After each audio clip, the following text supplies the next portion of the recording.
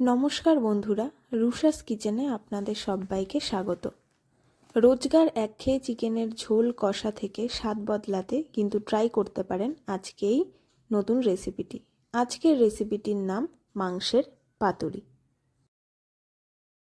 রেসিপিটি বানাতে প্রথমেই 5 কোয়া রসুন, কিছুটা আদা, 1 চা চামচ জিরে, 4টে গোলমরিচ ও 5টি কাঁচা লঙ্কা নিতে হবে। তবে এক্ষেত্রে লঙ্কার পরিমাণটা অবশ্যই নিজেদের পরিমাণ মতো দেবেন। আর লাগবে 2টো মিডিয়াম সাইজের পেঁয়াজ কুচি।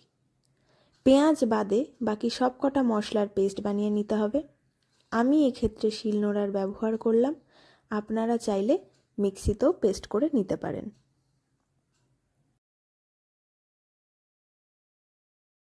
এরপর একটি পাত্রে 250 গ্রাম বোনলেস চিকেনকে ছোট ছোট টুকরো করে কেটে নিতে হবে। তাতে সবকটি বাটা মশলা, হলুদ, লবণ, কাশ্মীরি লঙ্কার গুঁড়ো, সর্ষের তেল, পেঁয়াজ কুচি এবং 1 টেবিল স্পুন ভিনিগার দিয়ে 1 ঘন্টা ম্যারিনেট করে রেখে দিতে হবে।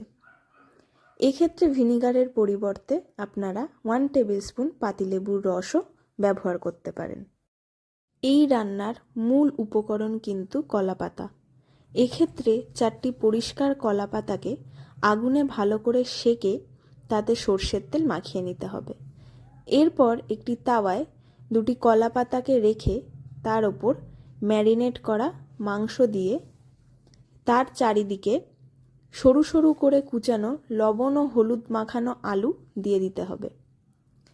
সেমভাবে অপর 2টি কলাপাতাকে মিশ্রণের ওপর চাপা দিয়ে ঢেকে প্রায় 15 থেকে 20 মিনিট লো ফ্লেমে কুক করতে হবে। মাঝে মাঝে কলাপাতা তুলে দেখে নিতে হবে অপর সাইড পুড়ে যাচ্ছে কিনা। যখন দেখা যাবে তলার কলাপাতাটি পুড়ে যাচ্ছে, তখন একটি থালার সাহায্যে পাতুরিটিকে উল্টে অপর পাশও ভালো করে প্রায় 15-20 মিনিট কুক করে নিতে হবে। এরপর গ্যাস অফ করে দিলেই তৈরি সুস্বাদু মাংসের পাতুরি।